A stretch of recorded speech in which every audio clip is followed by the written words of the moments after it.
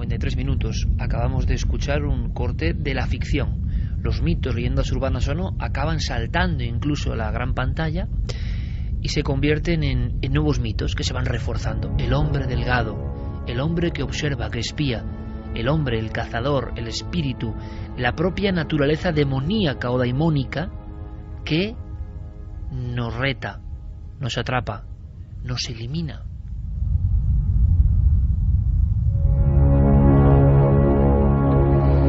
El mito, el arquetipo generado por Internet, la historia que vive su proceso evolutivo porque tiene condimentos para que las personas lo crean, es decir, está bien armada, tiene elementos que sorprenden, que son diferentes, nos muestra al hombre delgado como casi una prolongación de los propios árboles. Podríamos hablar casi de un hombre raíz, o de un hombre árbol, o de un hombre salvaje, como los que engalanan algunos frisos, por ejemplo, en ciudades como Úbeda, el hombre salvaje, o en la Catedral de Burgos, ¿no? El mito de la naturaleza convertida en ser extraño que nos observa. Toda la leyenda de la antigüedad de cuando la naturaleza tiene un alma y es capaz de observarnos, capaz de bendecirnos y capaz de atacarnos también. Lo que vais a escuchar ahora no es ficción, es una conversación policial, algo ocurrido en un pequeño pueblo, algo espantoso que conecta con esta leyenda. Y cuando una leyenda genera sangre y genera expectación, obsesión y quizá una raíz real, nos interesa evidentemente. Deja de ser una simple leyenda para ser algo que entra de lleno en el puro misterio. ¿Qué ha ocurrido? Escuchemos. He encontrado a una chica de 12 años. Parece haber sido apuñalada. ¿Parece haber sido qué? ¿Apuñalada? ¿Apuñalada? Dice que tiene problemas para respirar. Dice que le han apuñalado varias veces. ¿Está despierta? Sí, lo está. ¿Respira? Sí, está respirando, pero dice que no puede hacerlo profundamente. Está consciente. Un suceso espantoso entre niñas pequeñas, entre preadolescentes. Es algo que ha consternado a una gran parte de la sociedad, pero queremos, Carmen, conocer todas las claves. Pues sí, la voz que oíamos, aparte de la del policía, era de un ciclista que encontraba a una joven, a una chica de 12 años, medio muerta, tenía 19 puñaladas en casi todo su cuerpo, alguna muy cercana al corazón, y quien había apuñalado a esta pequeña no era ni más ni menos que dos de sus amigas, Morgan Geyser y Anissa Weye. Al parecer lo llevaban planeando desde el mes de diciembre, y todo porque estaban obsesionadas con Slenderman. Era una prueba para este ser de que ellas eran de su clan, que en cierta forma había una página web donde Slenderman, o el que decía que era un ser real, que se llamaba así, pedía como un acto de sangre para estar más cerca de su figura, para estar más cerca de él, y además formar parte, ir a la casa que tenía en el bosque, una casa de demonios. Estas niñas, al parecer obsesionadas con esta figura, leían constantemente cosas, relatos que salían sobre él, miraban todas las fotografías en las que presuntamente Slenderman aparecía, hasta tal punto que parece que incluso sus padres también eran fans de este personaje que es de ficción, que surgió en un concurso en el año 2009, pero hasta tal punto que muchas personas, sobre todo preadolescentes y adolescentes, creen que es una figura real. Creen que verdaderamente es un hombre que se aparece en algunas circunstancias y al que se tiene que rendir culto si quieres formar parte de lo que ellos llaman la sociedad de Slenderman. Con lo cual, desde diciembre querían llevar a cabo el asesinato, lo intentaron en varias ocasiones, pero en ninguna de ellas llegaron a cometer el acto, hasta que esta semana sí por fin lo consiguieron en una zona boscosa donde llevaron allí a su amiga y, sin pensárselo dos veces, 19 puñaladas la setearon por todo el cuerpo. Estas niñas están detenidas, van a ser juzgadas como adultas y se enfrentan a 65 años de cárcel.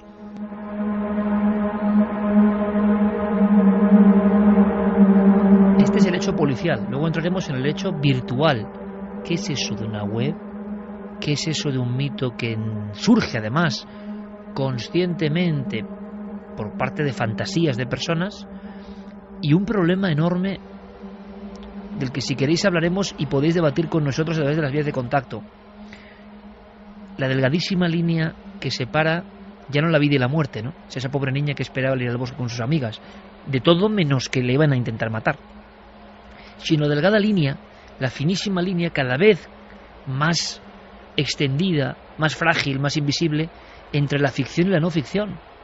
Esto es un ejemplo de un mundo donde ya, claro, Slenderman claro que existe.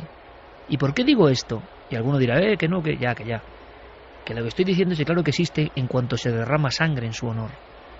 ¿Cómo no va a existir si hay personas que, creyendo en un personaje, aunque sea de ficción, hacen atrocidades como esta? Por eso han existido los dioses que pedían sangre. Esto en el fondo es el revivificar a través de Internet, parece mentira, la presencia del que pide una especie de tributo para estar próximo a él. Es una especie de resurgir de un mito tan antiguo como el ser humano. Es decir, que las pulsiones de personas como estas niñas, sus padres, en el 2014, no están muy lejos de aquellas otras que ponían un altar de sacrificios y escuchaban la voz del Dios. Ahora la pregunta, porque alguno que no somos nosotros y va de pope, y no es que esto es una leyenda que surgió, si quieres profundizar de verdad, tienes que preguntar. Imagino que vosotros queréis saber la respuesta, yo no la tengo, pero sí tengo la pregunta, ¿qué es? ¿Esta ficción surge porque sí? ¿O esta ficción se envuelve de un montón de fantasías que en el fondo siempre revolotean a nuestro alrededor y en el fondo también son un ejemplo de una naturaleza que hemos presentido, hemos sentido cerca? Porque en la crónica artística de todos los tiempos, de todas las culturas, os aseguro que hay figuras, mucho antes del 2009, idénticas a Slenderman. Hay que decir, Iker, que al principio el personaje que creó a Slenderman, Erik Knudsen, dijo que eso no tenía nada que ver, que era un asesinato que habían cometido unas adolescentes y que no tenía nada que ver con su personaje. Más tarde rectificó diciendo que bueno, que en la página web que tienen, en creepypastawiki.com, ellos lo que hacen es subir relatos de personas, además que es una web para mayores de 13 años. Lo daban como que los padres tenían que haber tenido algún control sobre acceder a ese contenido que hay en Internet.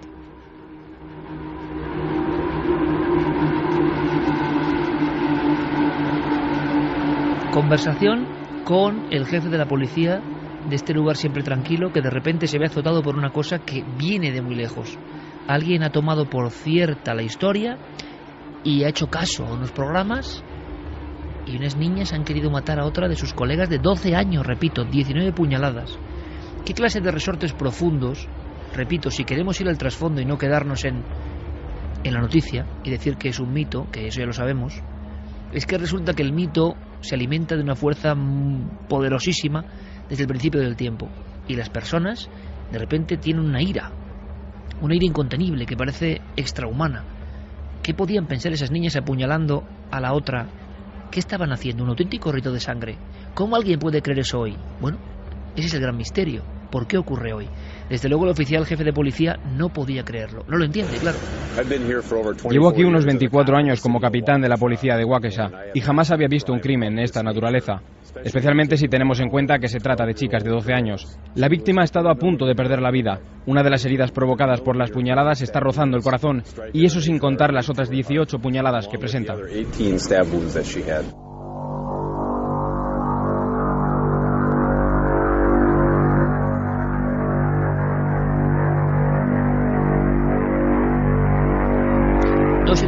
Yo sigo, sin embargo, con el recuerdo de esa fotografía y de otras.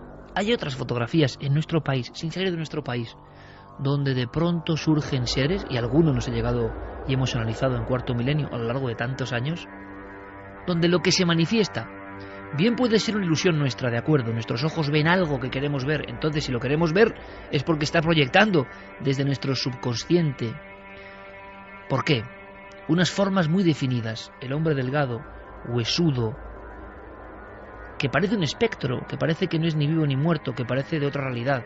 Pero no hablábamos la semana pasada, compañeros, con Gonzalo Pérez Sarró, y nos decía que en una tapia de un pueblo de Extremadura, de repente al volver por la noche, un hombre ponía su mula entre la tapia y él, como resorte, un hombre valiente, pero como resorte porque veía una sombra delgada, finísima, casi parecía observar el inflamarse del pecho, del tórax, de esa figura esqueletiforme, envuelta en una capa o piel, que le esperaba.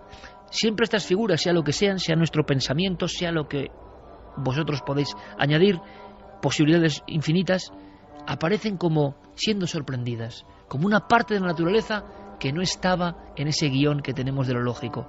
Entonces, a lo que voy es que mucho antes del 2009, estas figuras han sido soñadas, han sido creídas, han sido creadas, pero han estado ahí en el inconsciente colectivo humano desde siempre. Y yo, es más, me voy a mojar. Yo creo que Slenderman puede existir. Puede existir físicamente. Yo creo que alguna de esas fotografías que aparecen en Creepypasta y en algunos sitios, a lo mejor alguna es auténtica, a lo mejor no es un trucaje.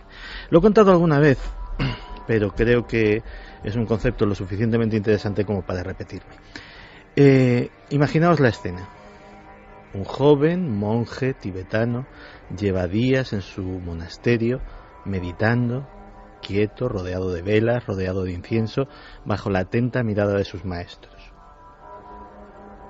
Y un día, de repente, como salida de la nada, aparece una mariposa.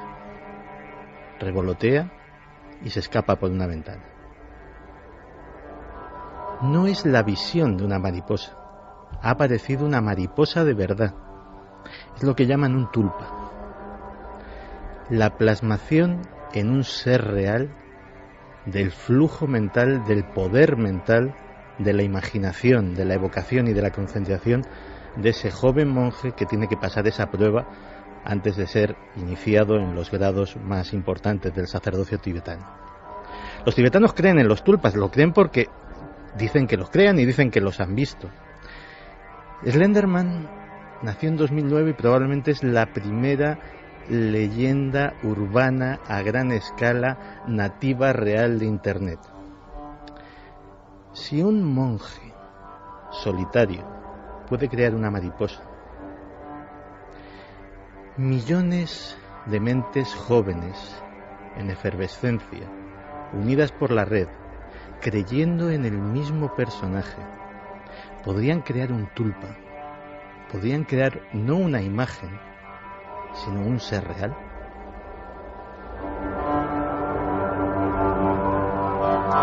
Lo que sabemos es que, y es otra de las etapas, estamos intentando analizar detrás de la tramoya de lo superficial, que es lo que os va a contar, si cuenta alguien esta historia, qué subyace.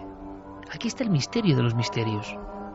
No podemos quedarnos como unas niñas han atacado a alguien, creyeron un cuento en internet y punto. Porque el tema es mucho más grave, es más profundo. El tema habla a lo hondo del ser humano desde hace mucho tiempo. Y lo hemos dicho 1000 veces. Todas las civilizaciones tienen sus Slenderman particulares. ¿Eran también ficción?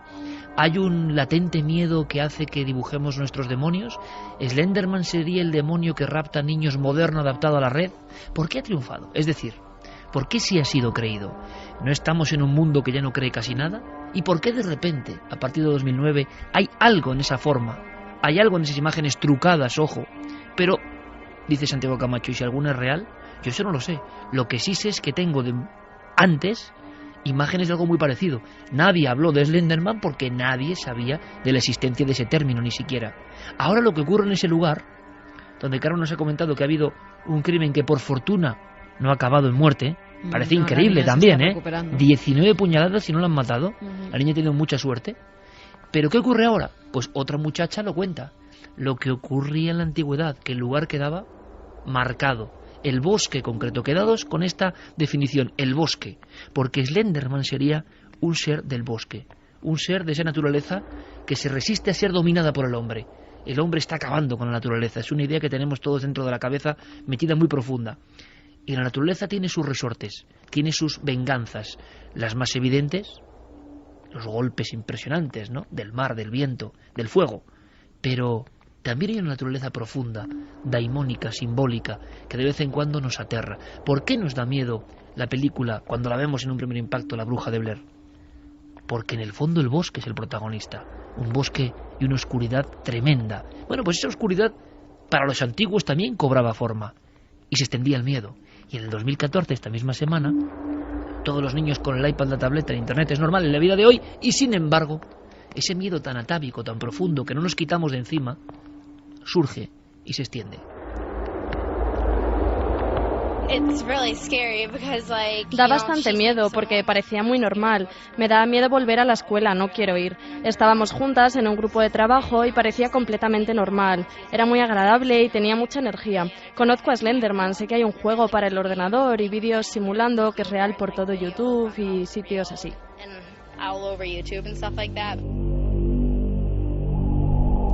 Diego Rañón, compañero, buenas noches. Muy buenas noches, Iker, ¿qué tal? Estamos calibrando esa profundidad que a veces dejamos pasar, ¿no?, de algunas noticias, porque algunas noticias pueden ser eso, simples noticias que pasan, como casi todos hoy en día, o archivos del estado mental del ser humano en este momento concreto que estamos viviendo. Creíamos haber exorcizado a todos los demonios, pero no, algunos demonios siguen paralelos a nosotros, asomándose de vez en cuando. Lo que yo no acabo de entender es que después de esta crónica policial haya una crónica virtual. ¿Qué es eso de un juego?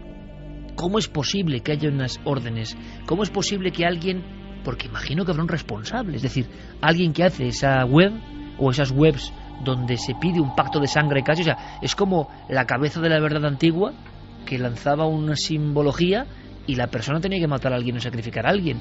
Eso es el dios azteca, el sacerdote abajo, una señal y hay que sacarle el corazón a alguien. Esto es a otro nivel, con internet por medio, pero ¿cómo es posible? ¿Se ha detenido alguien de programación de esa web? Es que no acabo de entender muy bien este limbo de la nada, ¿no? Hay una web donde se estimula o las personas creen que hay que hacer un acto criminal y no pasa nada. No, digo, donde se dice en un relato que todo es ficción, ¿eh? Se dice que todo es ficción, claro, la y en ningún momento eso queda como velado. Exactamente, no. Se dice desde un primer momento que todo esto es una leyenda, que todo esto es una ficción y que la gente puede, si quiere, en algunas de las webs subir sus relatos en torno a Slenderman. El problema es que muchas personas creen que cuando se dice que es leyenda es verdad.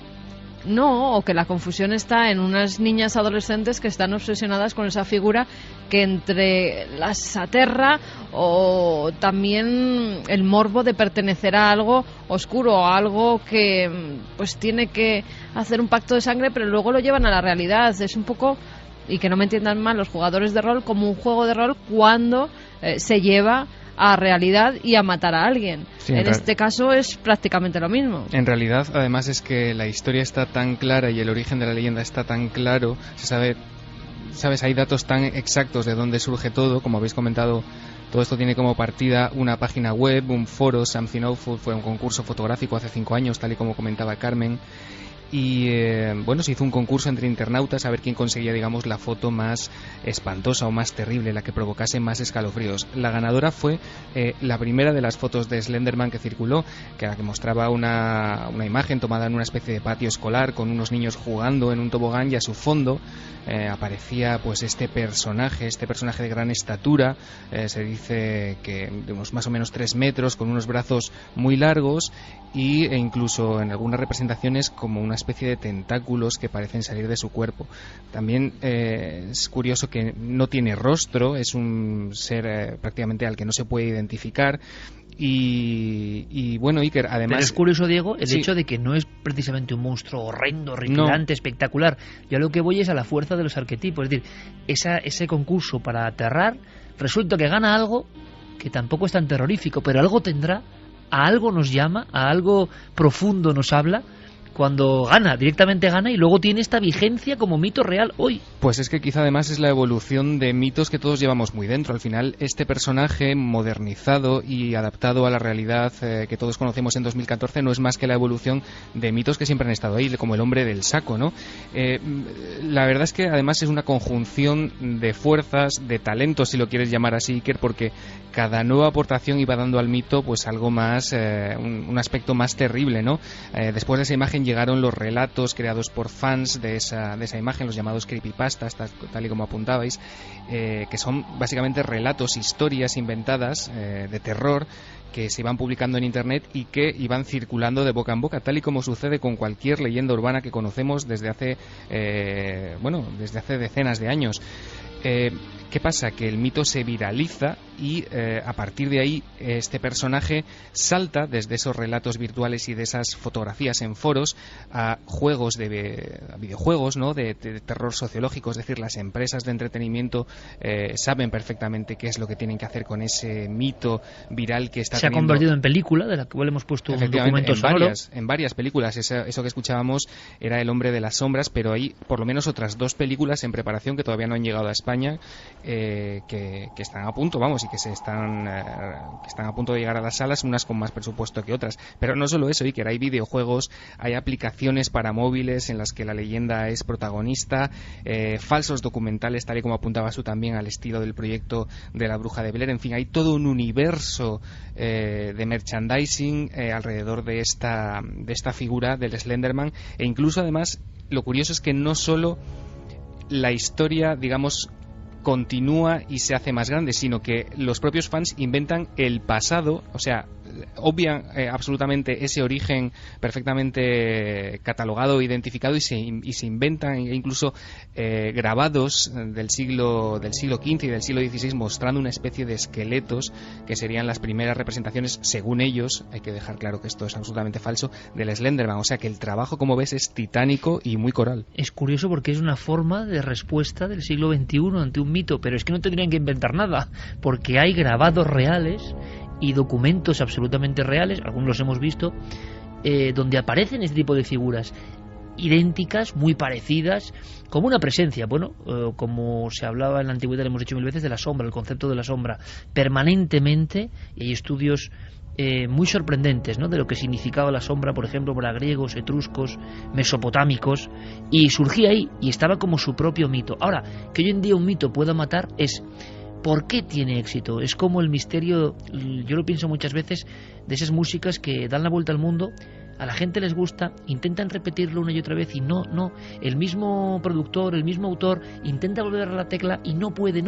Ha habido algo que ha sonado una vez y ha tocado teclas profundas que nadie sabe manejar del todo, pero que son universales. En el miedo también, y el miedo universal será porque todavía sentimos que hay áreas en sombra de nuestra propia naturaleza, ¿no?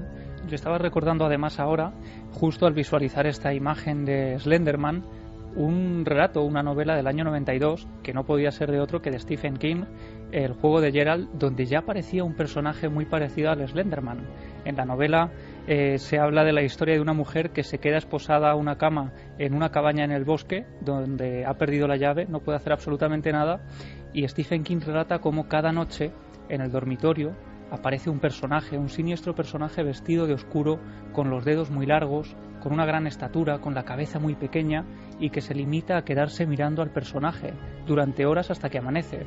Y juega un poco con esa ambigüedad de si es un personaje real que vive en el bosque, precisamente, que entra en la cabaña a observar a esta mujer, que puede ser su próxima víctima, o si ese personaje viene de lo más interno de la víctima.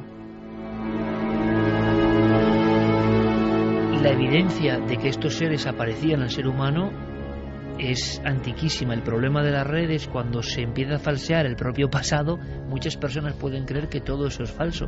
Nosotros, por ejemplo, en este mismo verano, en una exposición sobre arte mueble, el arte mueble es uno de los primeros artes de la humanidad. Se constituía sobre la superficie de huesos y muchas veces ha aparecido en las cavernas, no en las paredes, sino en esas...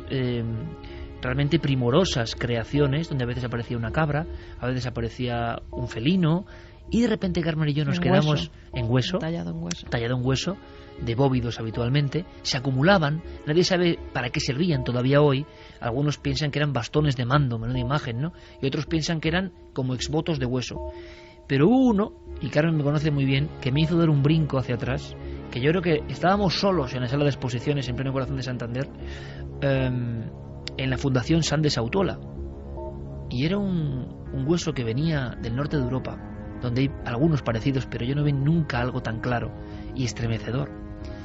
en la propia descripción ultra aséptica y escéptica, decía: los primeros fantasmas de la historia. Y entonces, perfectamente grabados sobre ese trozo de material animal, aparecía, chicos, porque es impresionante, lo estoy viendo ahora mismo, bueno, aparecían dos figuras, que no era una, sino eran dos, robustas pero delgadas al mismo tiempo, envueltas como de un resplandor, con las manos largas, delgadas, tenían como una especie de capa o de traje, y al llegar a la cabeza no había cabeza. En este caso eran dos decapitados flotando que aparecían. Edad del grabado, unos 33.000 años. Pero no es lo único. En Gönsdorf y en las plaquetas grabadas de Dinamarca se le dijo a algunos de los catalogadores del material, como Leroy Gurham: oye, ¿qué le ponemos a esto? Y dijo: está claro, no entiendo de otra palabra más cercana. Ponle aparecido, espectro, fantasma.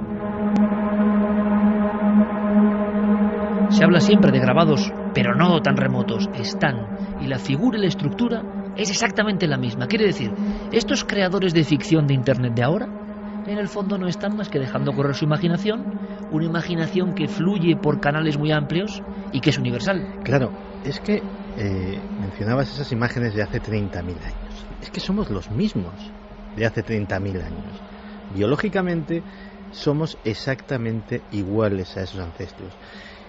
Y antes de crear herramientas complejas, antes de inventar la rueda, antes de crear cualquier cosa que fuera parecido a una civilización, lo que realmente fuimos fue creadores de dioses. Fue casi nuestra primera creación.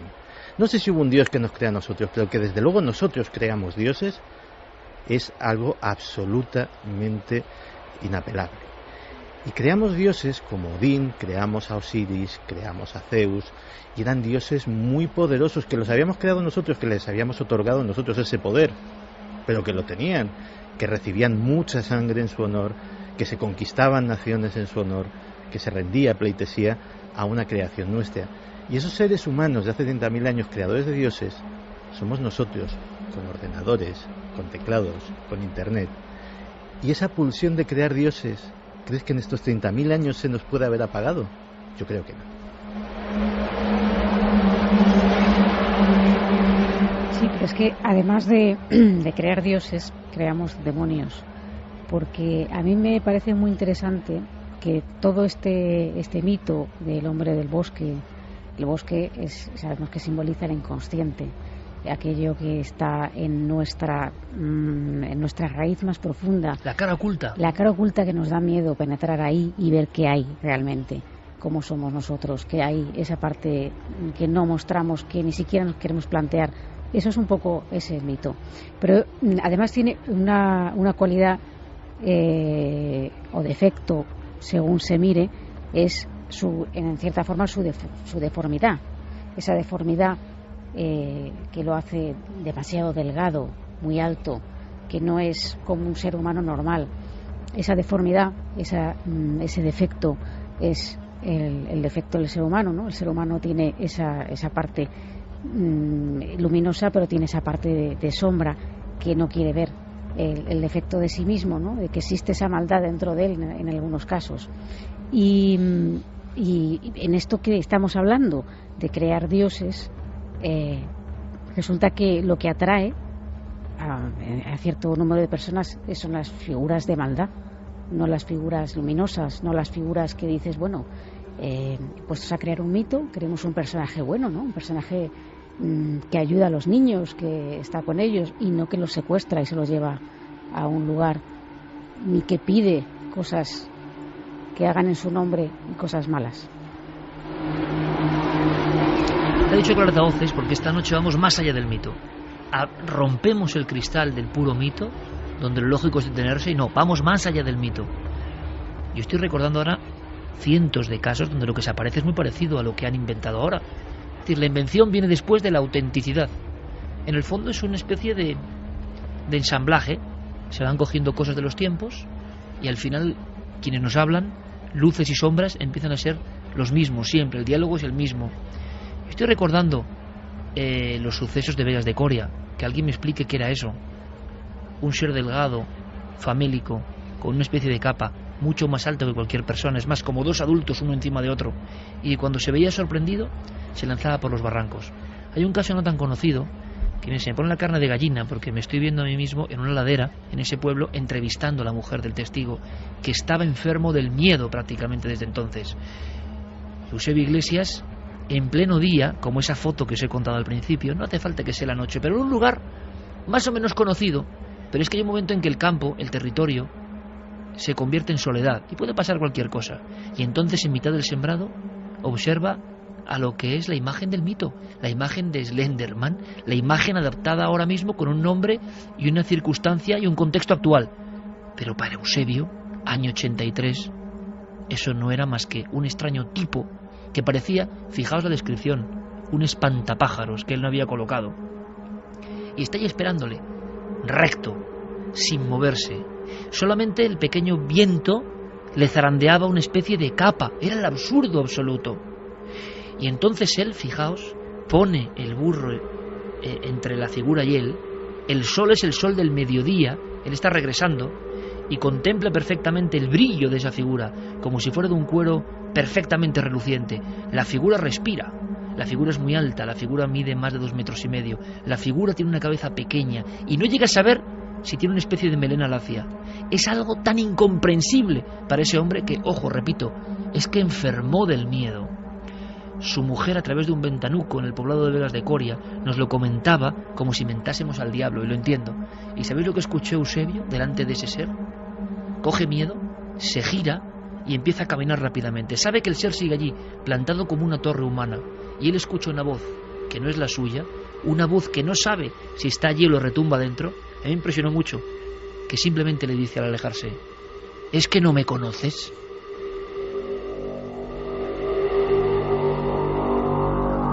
Estamos hablando de los daimones absolutamente, ¿no? De los aparecidos que cobran formas. Pues veréis, Clara Tauces hablaba del bosque. Donde surgen los nuevos mitos parece mentira. Y el bosque tiene una personalidad concreta, muy especial. Le preguntamos en su día ni más ni menos que a Patrick Harpur, el creador de Realidad Daimónica, el estudioso a través de la historia de estas apariciones que para él son realidades, que se manifiestan, que nos hablan a su forma.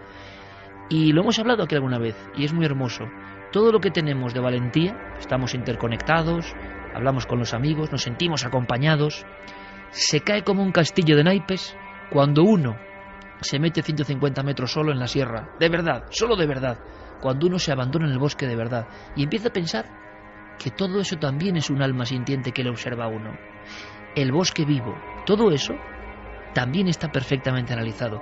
Este documento de Patrick Harpur creo que pone colofón a esta historia y que además es especialmente atinado.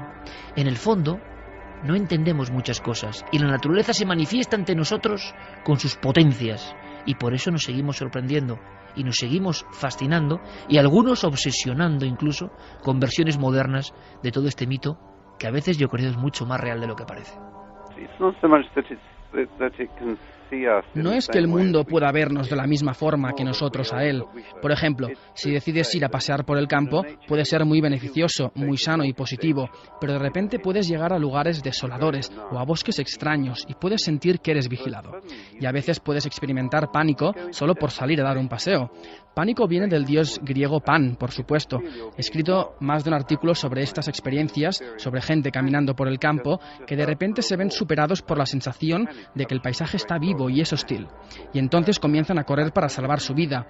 Esto le ha pasado a mucha gente. Le pasó a mi propio padre, y él no era un hombre que se asustara fácilmente. 2:27. Un mito moderno.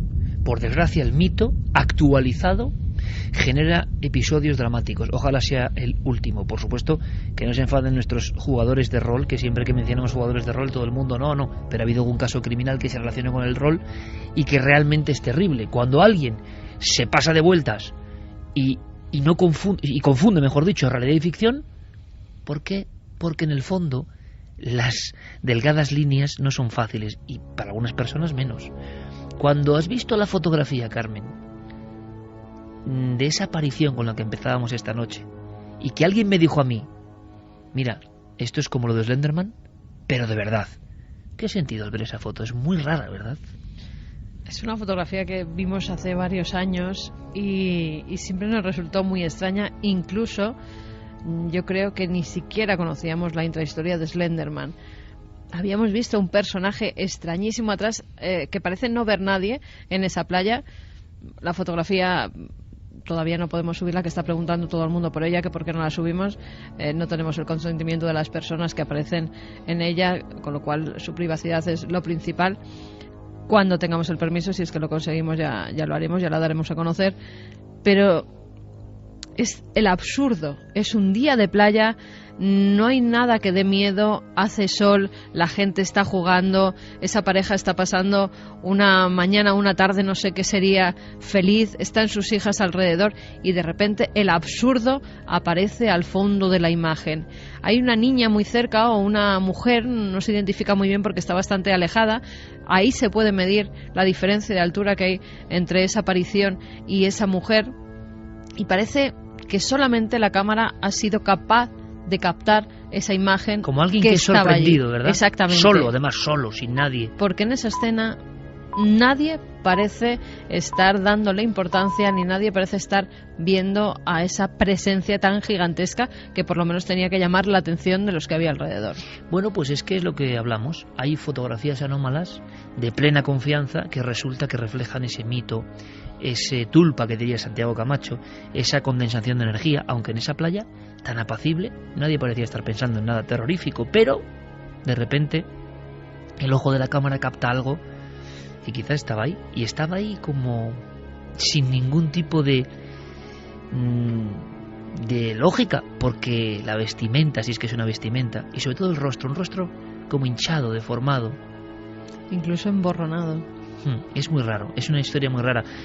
Sí podemos conectar, creo, a las 2:30 en punto, con un joven periodista que además, hombre, es familia mía, es mi primo, y lo llevo muy a gala. Ahora es reportero de Más Madrid, donde se está curtiendo, madre mía, el reportaje diario del Madrid profundo. Yo creo que tiene mucho de aproximación a los misterios más terribles también, pero menuda escuela. Amayor Elizarri, compañero, buenas noches. Muy buenas noches. Tú no olvidas esta fotografía, ¿no?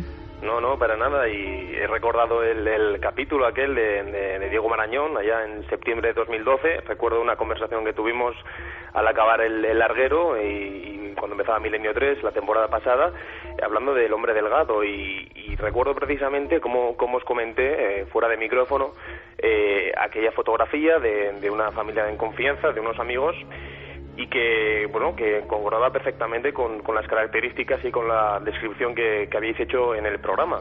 Y como bien has comentado, nada más iniciar Milenio 3 esta noche, es que la silueta de ese hombre, de la figura, de la presencia que aparece en una playa del este de Mallorca, pues es que concuerda perfectamente con todo lo que se ha comentado. ¿Qué te llama la atención especialmente? Yo recuerdo, hay que decir que son familia, no mía, pero sí tuya, y personas de la máxima confianza, y que ellos no vieron nada en ningún momento, solamente al revelar la fotografía, porque es de revelado antiguo, hablamos ya de bastantes años, y ahí surge algo que yo no sé a ti qué te llama la atención, porque tú me hablaste de esa fotografía siendo pequeño, con un pavor que luego la descubrí años después y me impresionó muchísimo. ¿Qué es la expresión, la altura, la figura, lo absurdo? ¿Qué es lo que más te llama la atención ahora revisitándola de nuevo? Sí, lo primero que hay que dejar claro, la fotografía pertenece a unos amigos y una familia de extrema confianza, o sea, es imposible que aquí haya truco, haya fraude.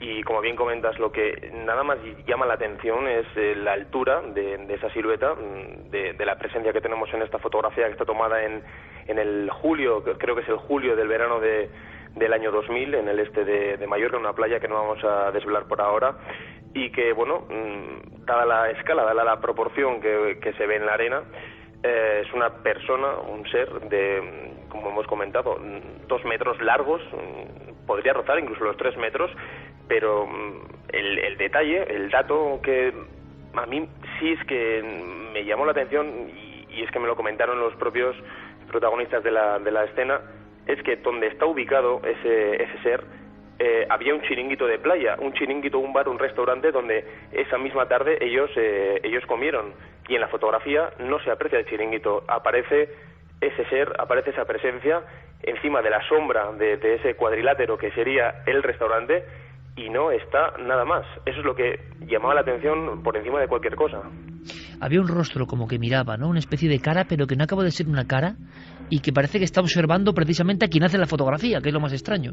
Sí, es una, para mí, la primera sensación que me da es que es una posición, una cara totalmente desfigurada, pero da la sensación que está observando, que está al acecho, ¿no? Que está, como bien habéis comentado, está como espiando, ¿no? Es una sensación o una percepción mía muy, muy propia. Desde hace ya 14 años que he visto esta foto una y otra vez, hemos hecho el zoom, hemos hecho cualquier tipo de método, de técnica para poder saber qué es eso, pero es lo que comentábamos, ¿no? Un rostro totalmente desfigurado, las extremidades que se ve perfectamente, los tobillos, las pantorrillas, se ve esa silueta perfectamente apreciable en la sombra, y que, bueno, pues la media melena o las barbas rubias, es una cara como muy fantasmagórica, ¿no? Hay quien me dice, no tiene rostro o no tiene expresión, pero a mí la sensación que me da es que esa presencia parece que quiere comunicar algo, parece estar receptivo o inquieto, ¿no? Es una estampa que perfectamente, deja muchísimo a la especulación, en fin, cualquier tipo de pregunta puede quedar abierta aquí, pero yo lo que os he comentado, y es el detalle que a mí me daba rabia, quizás que no pudiéramos comentar más, porque es una fotografía de hace ya 14 años, no está ni siquiera digitalizada, y es que en ese mismo lugar me comentaban mis amigos que ahí estaba un restaurante, y en la fotografía el restaurante desaparece, está totalmente volatilizado, no hay más que una sombra, y en esa sombra la preside, la corona, esta silueta enorme de casi 3 metros, pero lo que no aparece es el restaurante. Y ya detalle como más macabro es que quien hacía la fotografía, quien sacó esta instantánea, era una chica que por aquel entonces tenía 12 años, y al hacer el clic de la fotografía ya comentó que había visto a ese ser porque se le quedó mirando, y en lo que es un parpadeo dejó de verlo y no apareció. O sea que la testigo principal, que esto yo no lo sabía y era una información que no tenía, sí que cree ver a alguien y que luego ya no está. En el momento que ejecuta la fotografía, que la instantánea ya una vez está capturada en la máquina, ella se quita el objetivo de la cara, del ojo, hace simplemente una vista al fondo porque algo le llama la atención y reconoce algo que ya ha visto con anterioridad.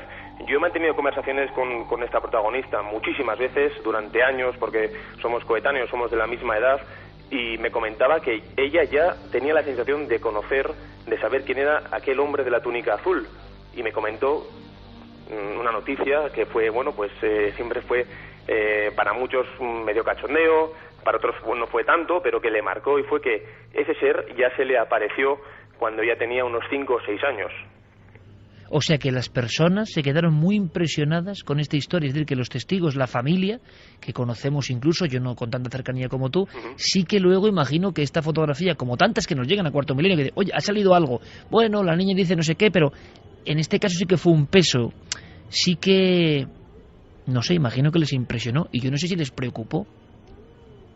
Yo siempre he oído, y además lo digo porque lo he oído, lo he escuchado, lo he incluso casi tocado, es que les marcó aquella fotografía, que por cierto la vieron casi, pues no te voy a decir años después, pero sí a los meses después, porque entonces no contábamos con la digitalización, con todo, digamos, el avance tecnológico que hay hoy en día, con las fotografías, con los smartphones o con cualquier tipo de máquina fotográfica o de vídeo, y en este caso, pues a los meses, en cuanto ven esa silueta, esta persona no enloquece, pero sí enseguida, el rostro cambia totalmente, se le queda pálido, y pues con una expresión que yo recuerdo que me comentaba que a esa persona o a ese ser, porque ella se refiere a él como a esa persona, decía, ya lo he visto antes, ya lo conozco, y claro, cuando aparece en la fotografía y recuerda el flash de nada más quitarse el objetivo del ojo, al verlo, algo le conecta en el subconsciente, algo le hace ver que ya le conocía, y me dijo efectivamente que ya desde hacía años a esa persona de la túnica azul, de esas barbas de melenas rubias, o es que tampoco se puede decir si son barbas o melenas, esa cara desfigurada, ya la conocía y ya la había reconocido. Y su sensación era que le quería transmitir algo, que le quería decir algo, era como un mensaje o una, por la posición en la que aparece esa silueta en la fotografía, como que hay algo que le quiere transmitir, y desde entonces no ha vuelto a aparecer en estos últimos 14 años. Caballero Lizarri, compañero, mucha suerte y nada, buenos reportajes en Más Madrid, compañero, te veremos. Muchísimas gracias. Un abrazo. Un abrazo. Resulta, y esto no recordaba, que la niña pequeña, que es la que hace, vamos a hacer la foto a los papás, ya había tenido algún tipo de aparición o de presencia. Claro, esto es lógico, es ilógico, y luego durante 14 años después no vuelve a ocurrir nada. Bueno, pues cosas que pasan, como tantos casos que nos llegan, que no sabemos interpretar del fondo, pero que yo hacía esa analogía, o la hacía más bien, mi primo mayor diciendo, es que esto que cuentan, que es absolutamente un mito, y que es un mito que está demostrado, resulta que hay fotografías que se le parecen mucho. Bueno, igual estamos en las orillas de un mundo, bueno, y si describimos a muchos tripulantes supuestamente de los ovnis, porque decimos que son tripulantes, o los testigos lo han creído, o ven una luz cercana, pues también se parecen mucho a algunas de esas figuras, ¿no? Es decir, no hay tanta diferencia. Pero aquí se hablaba de niños, ¿verdad? Y de que esta figura raptaba a los niños. Pues ahora vamos a hablar de niños, y yo siento que es el programa un poco oscuro, pero viene así. Hay un par de noticias que tienen que ver también con leyendas urbanas y que tienen un trasfondo que nos va a inquietar. Pero antes, nuestra audiencia, mensajes. Pues vamos con algunos de los mensajes. Al parecer este tema le está dando bastante mal rollo a mucha gente. A Josema, por ejemplo, que dice que no lo pasaba tan mal desde el día de las dramatizaciones. A Inat, que hoy Milenio 3 ha hecho que encienda la luz, que madre mía.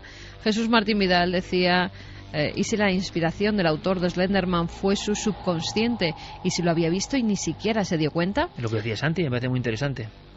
The Real Tweet pregunta ¿a qué edad está completamente desarrollado el lóbulo frontal de un menor? Del fanatismo a la psicopatía hay un paso.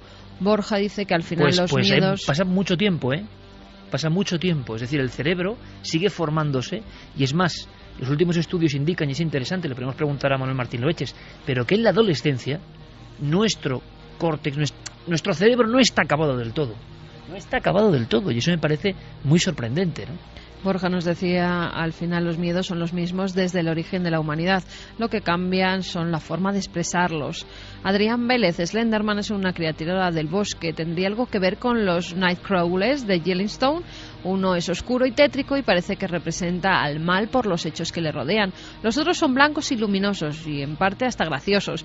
Parecen representar al bien ya que nunca han hecho daño a nadie. Este es un mito sobre el mito, ¿no, Javi? Aunque como siempre también bebe de la realidad. Es que no es casual que Slenderman sea un personaje que nace en Estados Unidos. El bosque en Estados Unidos, y eso lo he vivido de primera mano, es incluso a día de hoy la fuente de una buena parte de las leyendas, no solamente de Slenderman o del caso de Yellowstone. Estaban los Hide Behinds, que se supone que son seres que se esconden detrás de ti, como dice su propio nombre, y que no los ves, y que son precisamente los que provocan esos ataques de pánico que tienes en el bosque. Hay muchísimas leyendas de bosque en casi todas las zonas boscosas, y prácticamente en todos los estados hay zonas de bosque. Y yo creo que no es precisamente casual eso, o sea, que haya nacido en Estados Unidos, donde el bosque es el gran semillero de las leyendas, ¿no, Javi?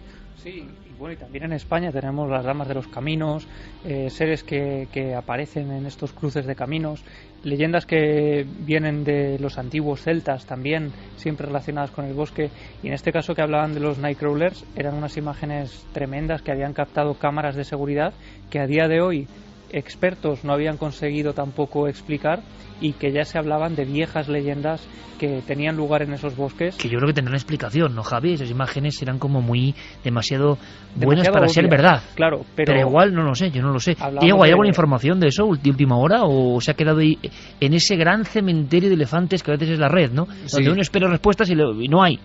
No, además es que es lo que dices, es un cementerio de elefantes en la que la información va quedando absolutamente olvidada, pero en relación a lo que comentabais, que además esta leyenda está centrada en los niños, eso llama poderosamente la atención, porque la propia leyenda dice que Slenderman es un ser que pasaría desapercibido para los adultos, es decir, está absolutamente dirigido a un público concreto, Es decir, tiene un segmento de población como objetivo que principal. Solo lo ven los niños, ¿no? Sí, efectivamente. Porque tienen todavía... Se dice que los induce una especie de trance hipnótico, una cosa así, a veces acompañado de cosas, de patologías como incluso la paranoia, ¿no? Que hace que los niños desaparezcan por completo y que es un ser que no puede ser percibido por los adultos. Así que fíjate hasta qué punto se dirige absolutamente la leyenda hacia un público concreto y luego pues encontramos cosas como la que ha ocurrido esta semana. Bueno, y espera, Diego, porque esto es interesante, y como Harpur nos lo comentaba, te lo comentaba en una larguísima entrevista, muchos de los informes sobre seres del bosque son de niños. Por tanto, los adultos los despejan como que no tiene ningún sentido el ser de niños. Pero Harpur dice, es que se aparecen a veces a los niños porque son los que pueden verlo, ¿no? Y ahí está este juego extraño entre fantasía y realidad, pero que está muy latente, ¿no? Por cierto, una cosa, es que yo estoy un poco preocupado porque Clara me ha hecho un par de miradas. Me ha puesto la carne de gallina Clara, le he pasado la fotografía de Marras y no sé qué está pensando esta mujer. No, es que, claro, viendo la foto con más detenimiento y ampliando lo que es la cara, la impresión que da a mí, por lo menos, es que, como has dicho al principio, pudiera ser una mujer. Pero es que además, si me apuras, te diría que más que una mujer, o sea, es la imagen que tengo al ver, ¿no? Pero la sensación es como esas caretas que utilizan a veces en los atracos, en las películas americanas, que tienen caretas como de viejo. ¿Una máscara? Una máscara de vieja en este caso, porque a mí me da la sensación de que sí que tiene algo de melena.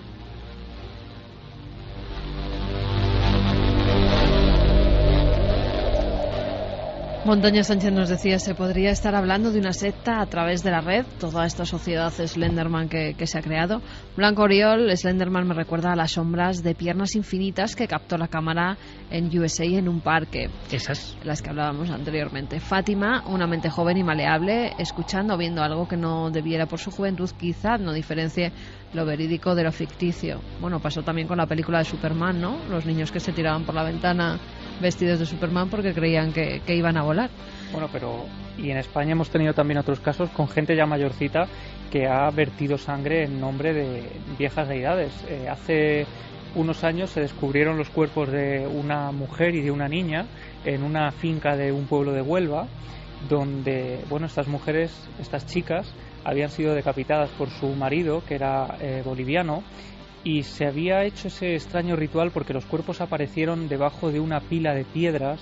Se habían ejecutado a estas mujeres en agosto, precisamente cuando se rendía culto a la diosa andina Pachamama, y se atribuyó a que el crimen, el móvil del crimen, había sido precisamente un ritual a esta diosa andina. Diosa andina, que significa realmente la madre tierra en sí, la naturaleza, de donde surgen todos los ángeles y demonios. Hablando de cuerpos de piedra, vayamos a piedra bajo tierra, tierra, piedra y cuerpos. Porque si hay una leyenda eterna, es esa que dice que hay un orfelinato, o que hay un convento, hay un monasterio, y que está intercomunicado por el suelo, y que había extrañas reuniones y aparecían cuerpos de fetos. ¿Cuántas veces habéis escuchado, cuando habéis acudido a un lugar sagrado en ocasiones? No, había uno con puerta aquí, se descubrió un pasadizo, y en el medio cuerpos de niños, y uno se estremece, pero estremece su mente sabiendo que seguramente es parte de la leyenda. Pero esta noche estamos comprendiendo que a veces las leyendas están irradiadas por un sustrato absolutamente real. Lo que ha pasado en Irlanda nos lo cuenta uno de los especialistas, Catherine Corless, que ha encontrado o ha ayudado a encontrar un hallazgo macabro que suena así. Estamos ante una fosa común completa y todos están enterrados en torno a esta zona. No hay cruces, no hay marcas, no hay lápidas. Están arrojados sin vida dentro de un hoyo, cubiertos tan solo por un saco.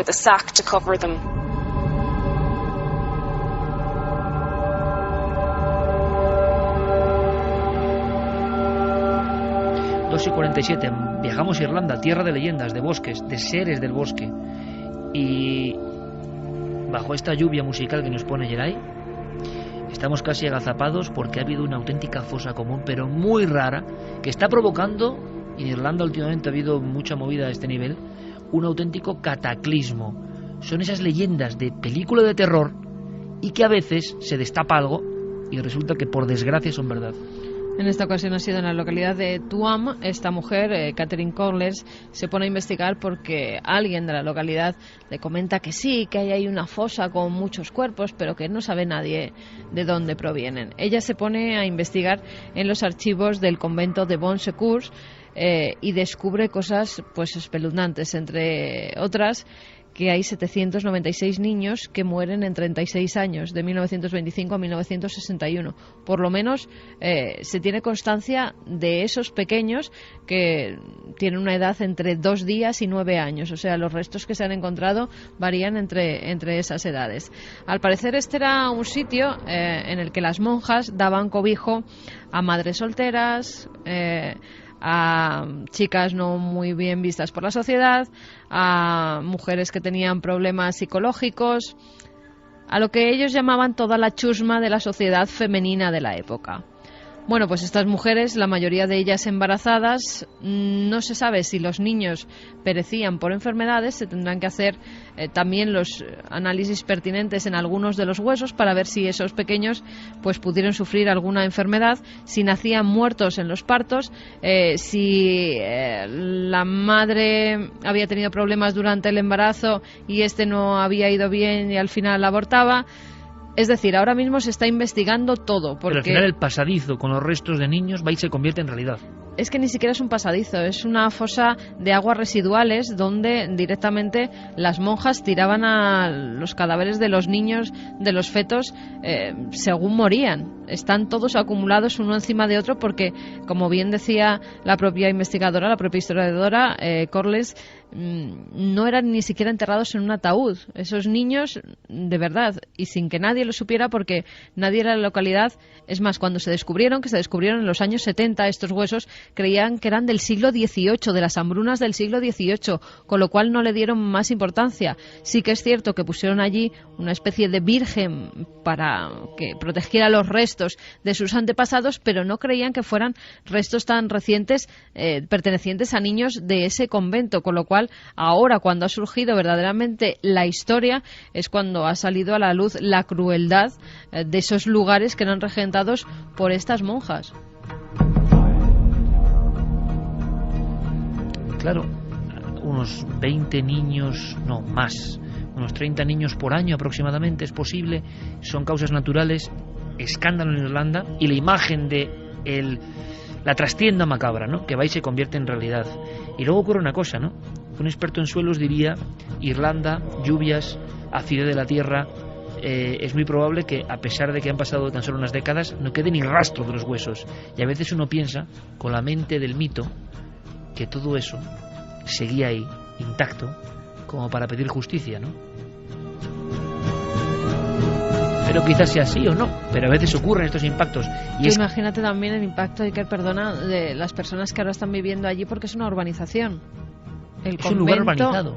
Totalmente, el convento se tiró y ahora es un lugar urbanizado con casas nuevas, y justo enfrente de sus casas han descubierto que se acumulan restos de niños pequeños, de casi 800 niños. En Irlanda además ha habido más escándalos, Santi. Pues sí, no es lo único que se ha desenterrado a raíz de este asunto, sino que un historiador de la Universidad de Cork, llamado Michael Dwyer, investigando viejos papeles para un trabajo sobre la medicina y la investigación médica en Irlanda durante el siglo XX, ha dado con una serie de documentos que le han puesto los pelos de punta y que, curiosamente, ha sido casi sincrónico al hallazgo de esta fosa común. El hallazgo consiste en documentación que demuestra fehacientemente que miles de niños irlandeses que estaban en esos orfelinatos en la década entre 1930 y 1940 fueron sometidos a experimentos farmacéuticos consentidos evidentemente por los regentes, que eran casi todos instituciones religiosas, de esos orfanatos, y pues allí se hacían pruebas clínicas prácticamente de todo, desde vacunas de enfermedades exóticas que evidentemente no iban a llegar nunca a Irlanda, hasta nuevos medicamentos de todo tipo, desde un laboratorio de cobayas humanas. Exactamente, los niños eran tenidos como conejillos de Indias, es decir, en vez de hacer unas pruebas clínicas sobre enfermos que puedan necesitar el tema, pero que requiere una serie de permisos, de consentimientos, un protocolo muy rígido y muy lento, pues en aquella época, que tampoco evidentemente las leyes sobre la experimentación farmacéutica estaban todavía demasiado desarrolladas, pues alguien bajo mano llegaba a un acuerdo con las monjas: oye, los niños estos que tienes aquí, pues les das esta pastillita, les pones esta inyección, y si alguno se pone malo me lo cuentas, y si alguno se muere, pues ya llegamos a otro tipo de acuerdo económico. La cosa es tan grave que el primer ministro irlandés, Enda Kenny, que se encontraba de viaje oficial en Estados Unidos, interrumpió por unos momentos ese viaje oficial para dar una rueda de prensa exclusivamente sobre ese tema y decir que va a poner todas las fuerzas del gobierno de Irlanda para esclarecer el caso de la investigación médica, para buscar más fosas comunes de este estilo que sospechan que hay diseminadas por todo el país. Fosas comunes de niños. Y creen que sí, que hay muchas más, que puede haber hasta 8.000 niños enterrados en diversas fosas comunes. Y sobre todo esclarecer por qué murieron todos esos niños y por qué sus muertes no fueron comunicadas a las autoridades ni registradas en ningún registro.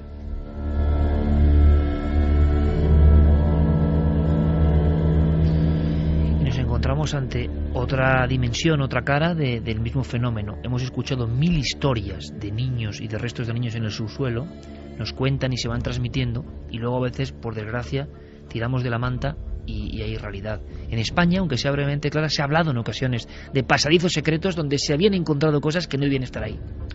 Sí, hay muchas leyendas, infinidad de lugares en donde se cree que, bueno, o por lo menos la leyenda, el mito, habla siempre de que ha habido un pasadizo que comunicaba, bien sea lugares de poder, de estamentos de poder, me refiero no a lugares de poder como lugares telúricos, sino pues palacios, castillos, monasterios que se comunicaban entre sí por diferentes fines.